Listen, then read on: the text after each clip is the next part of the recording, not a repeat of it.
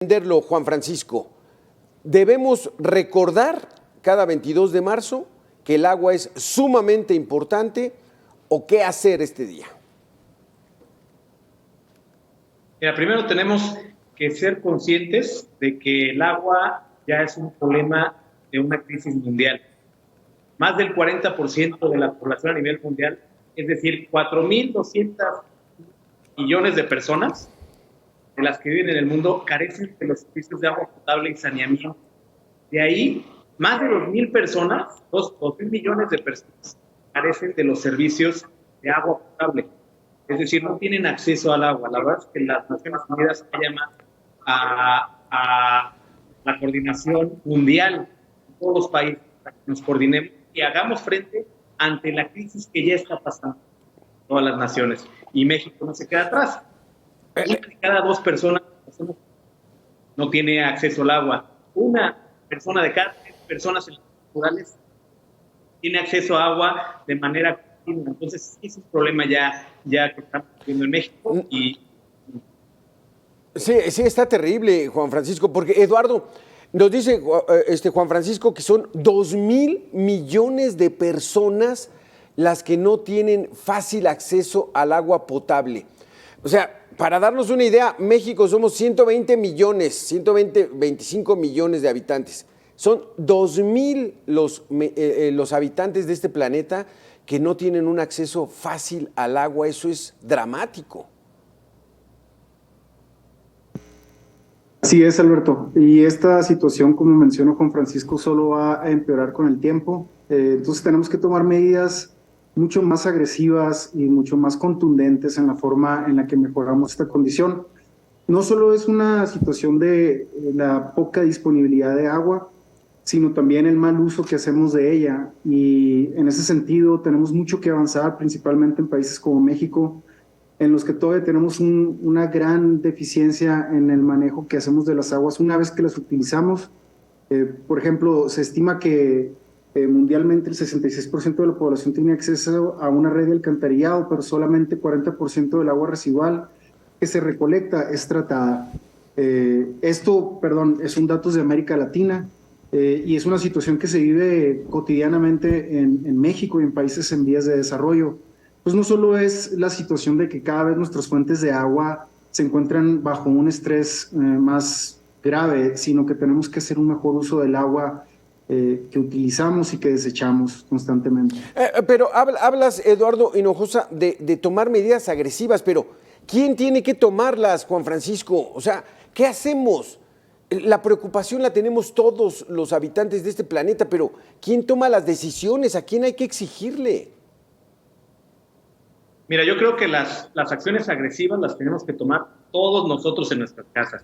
Si desde nuestras casas empezamos a tener actos conscientes de agua, estamos conscientes del agua que tomamos, el agua simplemente en México, el agua que tomamos del grifo, no la podemos beber. ¿Por qué? Porque el 60%, con datos de la CONAGUA, el 60% del agua está contaminada con algún tipo de bacteria, ¿no? Entonces, empezar a estar conscientes del agua que tomamos, a hacer mejor uso de ella. Efectivamente, tenemos que exigir a nuestras autoridades, a nuestros estados, a nuestros municipios y al gobierno federal que inviertan en mejorar la gestión del agua, que inviertan en recolección de agua pluvial, que inviertan en tratamiento. Solamente se trata el 40% del agua residual. El 60% contamina los ríos, contamina los mares, y esto, la verdad, es escandaloso.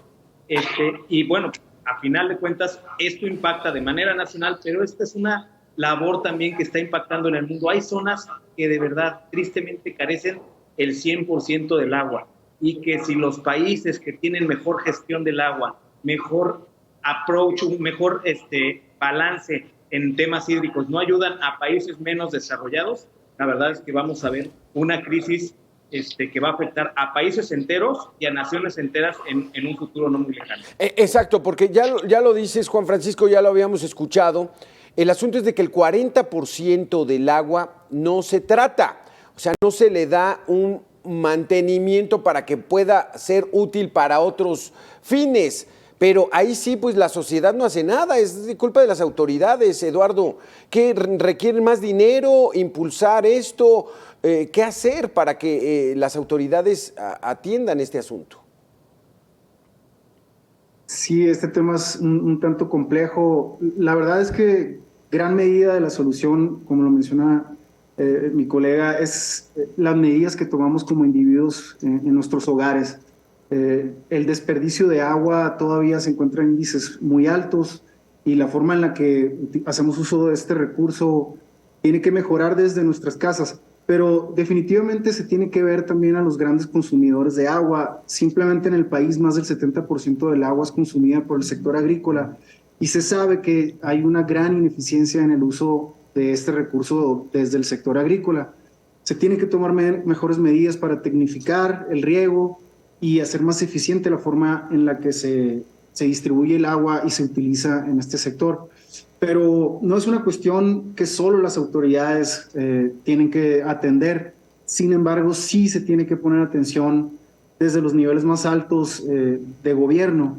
Y en este sentido, por ejemplo, mencionando este uso que se le da en la agricultura, se tendrían que tener programas a escala nacional para mejorar la eficiencia del uso hídrico. No solo cómo lo utilizan, sino después qué tratamiento le dan una vez que se ha utilizado, inclusive las sustancias que se utilizan en la fertilización o en la protección de los cultivos. Todo esto eventualmente contamina los cuerpos de agua y las cuencas, y tampoco se tiene un manejo adecuado e integral de las cuencas en su totalidad. No solo es ver cómo extraemos y cómo desechamos el agua, sino cómo aseguramos que el abastecimiento se mantenga con el tiempo. Y solo haciendo un tratamiento integral de las cuencas en toda su complejidad podemos conseguir el abastecimiento futuro. Entonces, tenemos que atacar varios frentes al mismo tiempo y no solo es una cuestión de las autoridades, también nosotros que tenemos que tener mucha atención en cómo utilizamos este recurso. Sí, aquí porque Juan Francisco, vamos a hacer una pequeña pausa, pero sí te quisiera yo ir adelantando. El asunto está de atención pública. O sea, no vemos debates en la Cámara de Diputados, en el Senado, no vemos en las mañaneras que se aborde el tema, o sea, como que no existe esta situación y la verdad es muy preocupante. Vamos a hacer una pequeña pausa y regresamos con este tema, el agua tan importante para todos, porque sin agua simplemente no hay vida. Regresamos.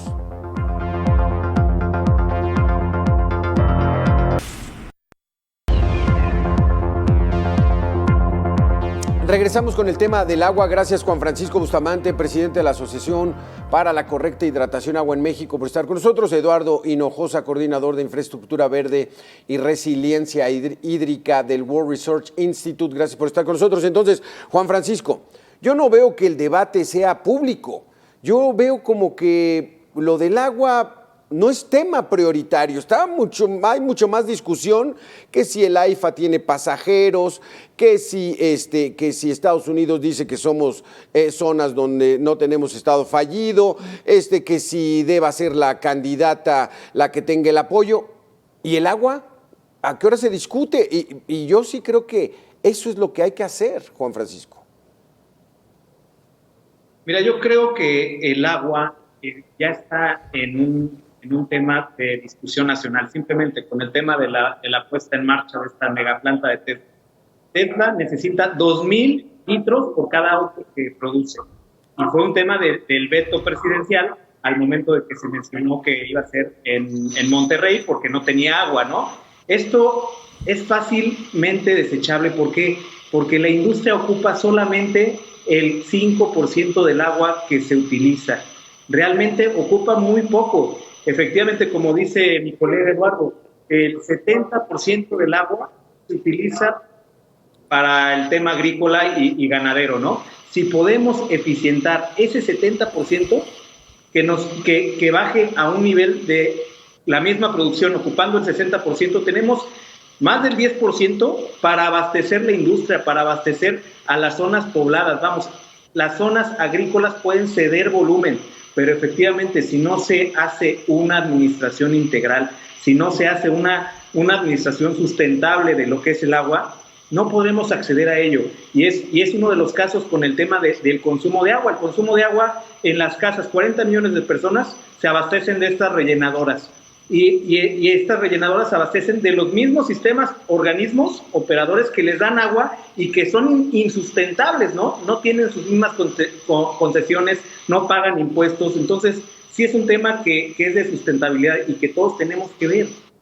Exactamente, porque Eduardo, tenemos un país ubicado geográficamente de manera privilegiada en el planeta. En vastas zonas, en grandes zonas más bien del territorio mexicano, llueve mucho. ¿Por qué no se aprovecha eso? ¿En qué consistirá que aprovechemos esa agua que llega con nuestra larguísima temporada de huracanes que tenemos? Es curioso lo que mencionas, Alberto. De hecho, como dices, tenemos una condición geográfica y climática que pudiera considerarse privilegiada para algunas regiones del país, en particular la región sur-sureste, donde el agua está disponible por mayor cantidad de tiempo durante el año y tenemos volúmenes de agua mayores. Curiosamente, estas zonas del país tienen menor infraestructura para abastecimiento de agua, tratamiento, etcétera. Cuando en el norte es inversa la situación. Generalmente o en gran parte de esa región se cuenta con infraestructura necesaria, pero no se tiene el recurso en gran parte del año. Entonces, no es tanto que si tenemos buenas condiciones en ciertas regiones del país, ¿por qué no hacemos uso de este recurso? Porque sería prácticamente o técnicamente inviable llevar agua del sur del país al norte del país, donde se tiene menos disponibilidad de este recurso, ¿no? Al final, tenemos que hacer un buen uso del agua y un manejo, una administración de este recurso más equitativa, más eficiente en todas las regiones del país. Lo que sí vemos es una tendencia que se ha ido decreciendo la inversión en la infraestructura hídrica necesaria para el país.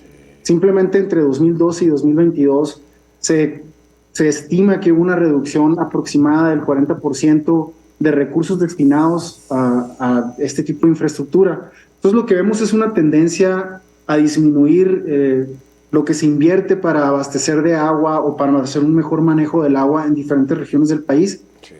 Pero no es simplemente lo que tenemos que construir para abastecernos. Como mencionaba antes, tenemos que hacer un mejor manejo de las cuencas, tenemos que restaurar los ecosistemas que recargan estos sistemas hídricos. No solo es ver cómo atacamos el problema en el momentáneo, sino cómo lo abordamos de raíz y de una manera más seria y profunda. Y como mencionas, o sea, lo que vemos es que la agenda no está tan presente, la vemos ir y venir. Empieza la temporada de sequías y ahora empezamos a oír el tema de agua por todos lados, pero se acaba la temporada de sequías y otra vez vuelve a ser un tema que queda pendiente. Exactamente, exactamente. Juan Francisco, porque ahí tenemos el problema, del centro para el sur, sureste, no tenemos problema de agua, al menos llueve mucho. Pero en el norte es donde tendríamos que hacer ya trabajos para tratar de cambiar el propio ecosistema, ¿no? Como le hicieron en las zonas sureñas de los Estados Unidos. O sea, uno cruza la frontera y ve todo verde, uno voltea para México y está todo seco, Juan Francisco. ¿Cuándo vamos a empezar a trabajar en esa creación de bosques artificiales como le hicieron en Texas, por ejemplo?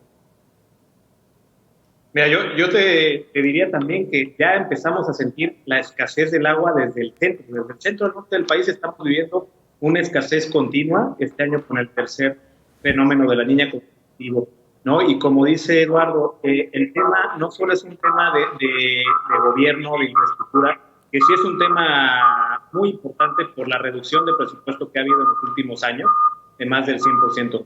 Pero sin embargo es un tema de corresponsabilidad, es un tema de participación, de que todos tenemos una labor en el rescate de todos los ecosistemas. En el norte no tenemos agua y es donde se usa más eficientemente. Sin embargo, sí tenemos litorales, sí tenemos mares, de los cuales podemos aprovechar el líquido con desalinizadoras, podemos transformar. Y como tú dices, Alberto, nada más para muestra falta un botón, en Estados Unidos lo han hecho, en Arabia Saudita, en Israel, en Sudáfrica, han tenido la capacidad de organizarse y de invertir en infraestructura que cambie el panorama, que cambie la situación de la tierra y que pueda ser más productiva, que podamos ser más sustentables, ¿no? Entonces, sí se puede.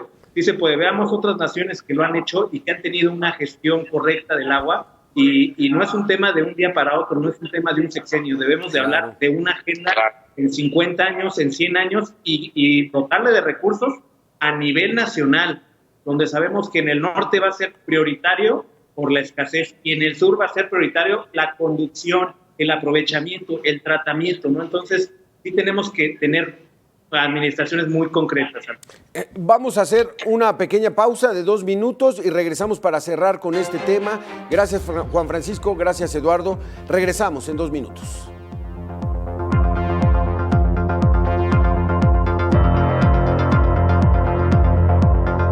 Eduardo Hinojosa, todos estamos conscientes de que tenemos que tomar medidas drásticas. Los invito a que escuchemos a Jorge Fuentes, coordinador de proyectos del Consejo Consultivo del Agua, donde él habla de lo que se está abandonando, las autoridades están abandonando el tema. Escuchemos. No ha habido inversiones para el desarrollo de infraestructura y tampoco hemos podido avanzar en el tema de cómo todos los órdenes de gobierno, la sociedad civil, la academia, el sector industrial podemos colaborar y unir esfuerzos pues para atender esta crisis. Creo que te diría que lo que no aprendimos en ese momento es que se requerían inversiones para el desarrollo de infraestructura y hoy estamos padeciendo esta ausencia. Dice Jorge Fuentes, es cuestión de dinero, Eduardo Hinojosa. O sea, hay que meterle presupuesto, ¿estás de acuerdo? Definitivamente. Como lo mencioné antes, solo en los últimos 10 años se estima una reducción de casi 50%, poco más del 45% en la inversión que se hace en este tipo de infraestructura necesaria para el abastecimiento de agua y el tratamiento de agua. Vemos una diferenciación en este sentido. En lo que concierne al abastecimiento de agua, ha habido un ligero aumento, y lo que es el tratamiento de agua, ha habido una reducción considerable, más del 15% en los últimos años. O sea, de 28,000 millones pasamos a poco menos de 5,000 millones invertidos. Nada más. Oye, Eduardo, ¿pero qué? ¿Tienen otros datos o qué? ¿O nosotros estamos siendo alarmistas de que nos estamos quedando sin agua potable? ¿Las autoridades tienen otros datos o de qué se trata? ¿Por qué le han reducido el presupuesto? Esto sí no sabría responderlo. Hay Juan Francisco, supongo, para los gobiernos. Exacto, Juan Francisco, ¿cómo ves esta lógica? Cuando las voces en todo el planeta están señalando que hay que cuidar mucho el agua porque nos está costando mucho trabajo, y en México le reducen el presupuesto casi en 50% en 10, 12 años. Yo creo que es un tema de prioridades, como dice Eduardo. O sea, no podemos decir, por supuesto, el gobierno tiene una prioridad ahorita y no está haciendo el agua. Y no puede ser que, siendo un país avanzado en temas legales, que el artículo 4 marca que el agua es un derecho para los mexicanos. Esto lleva desde la Constitución, de toda nuestra vida, cuando desde el 2010 la Organización Nacional de la ONU, marca que esto es un derecho. Nosotros ya veníamos adelantados. Sin embargo, tenemos un país donde el 30% de la población urbana no tiene acceso a agua potable, drenaje y saneamiento de manera continua. Y en las zonas rurales se va hasta el 66% de las personas. Entonces sí es escandaloso que al tener por Carta Magna un derecho, pues no se tenga ese acceso ni los recursos para tenerlo, ¿no? Híjole, ¿qué datos? El 30% de la población no tiene acceso al agua potable, Eduardo. Y aquí mi insistencia es, ¿cuánto requeriremos que constitucionalmente hagan nuevas dependencias para que se encarguen de esto? ¿O le dejamos al gobierno que su prioridad sea un tren turístico que atraviesa por la selva de Yucatán y que además está dañando todos esos cenotes que hay en el asunto? ¿O qué se hace, Eduardo?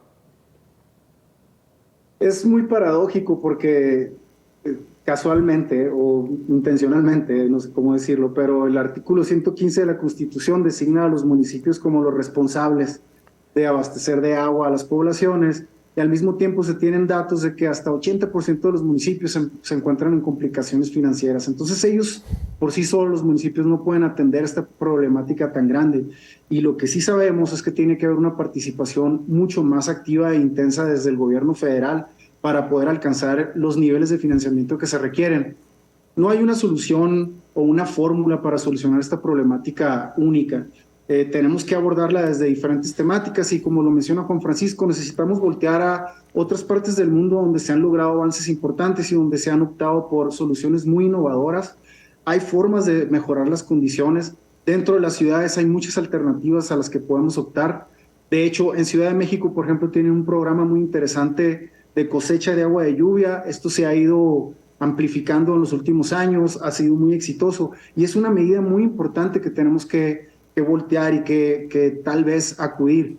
El abastecimiento desde asegurar la captación de agua de lluvia y hacerlo de esta forma descentralizada es una alternativa y es una forma innovadora de hacerlo. Exacto. Tenemos que buscar todas las formas y tenemos que innovar desde la sociedad y desde el gobierno y la iniciativa privada. Esto no es una tarea de un solo sector.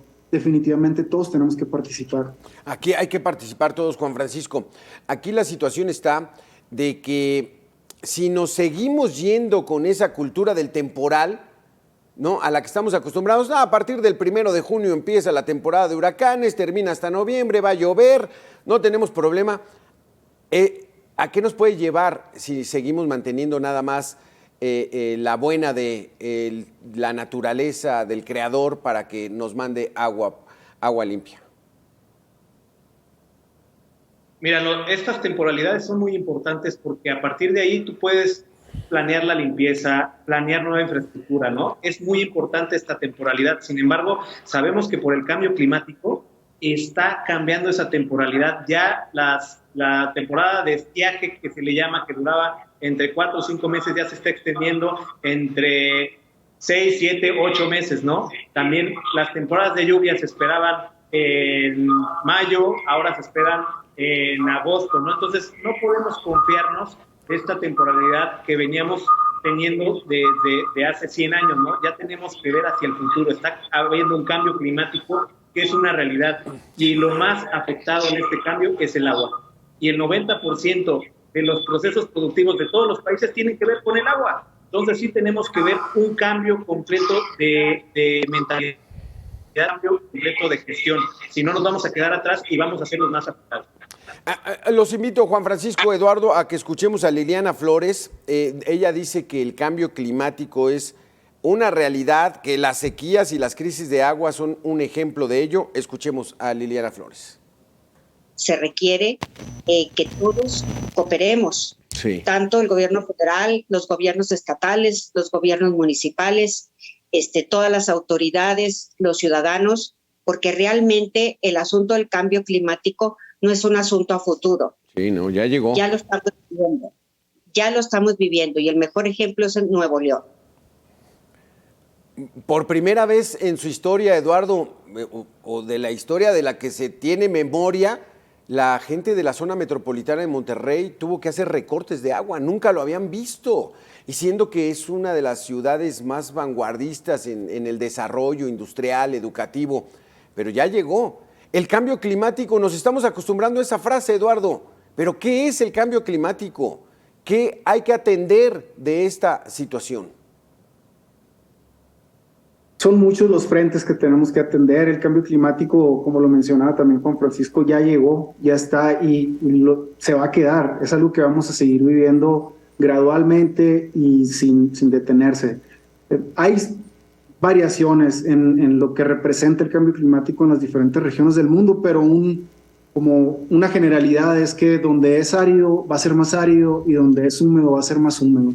Entonces la condición de sequías y de este tipo de eventos en las partes que ya son áridas del país se van a seguir repitiendo. Esto que vimos en Nuevo León no fue aislado, es algo que vamos a seguir viendo con el transcurso de los años.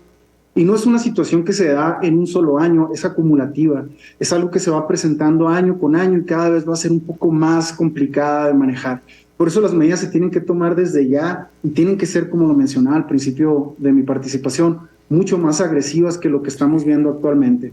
Pero básicamente en lo relacionado al agua, vamos a ver mayores condiciones de estrés alrededor del mundo, y en los lugares donde ya es húmedo y va a ser más húmedo, van a ser temporalidades muy cortas, como lo mencionaba Juan Francisco también.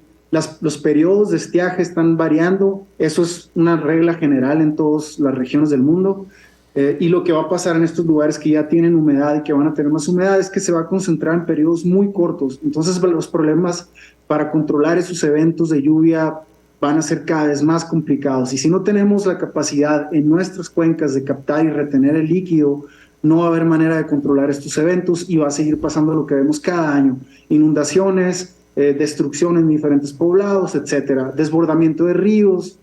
Entonces es algo que tenemos que atender desde todos los frentes, y tal cual, el cambio climático lo vamos a seguir viendo cada vez más aquejante. De manera urgente, Juan Francisco, porque hay literatura, filmografía, documentales que hablan de esa visión futurista apocalíptica, ¿no?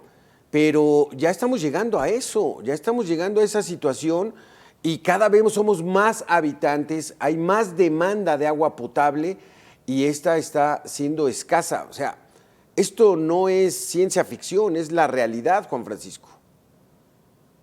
Sí, es la realidad, y otra vez las Naciones Unidas hacen un llamado ante una crisis mundial.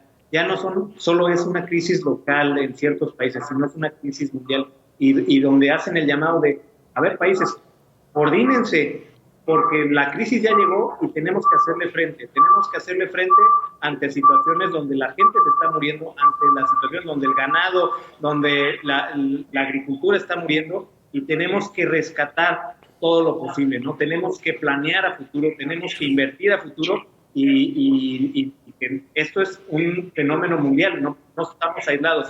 Sin embargo, sí tenemos características propias como país, tenemos una fortaleza, estamos ubicados en una zona privilegiada que puede ayudar al desarrollo si ahorita actuamos.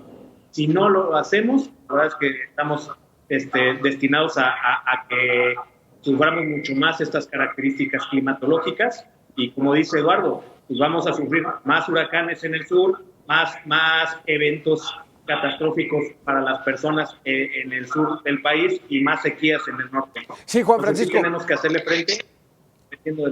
Porque, Juan Francisco, tú no lo has dicho aquí en varios espacios, es el tercer año consecutivo que vivimos el fenómeno de la Niña.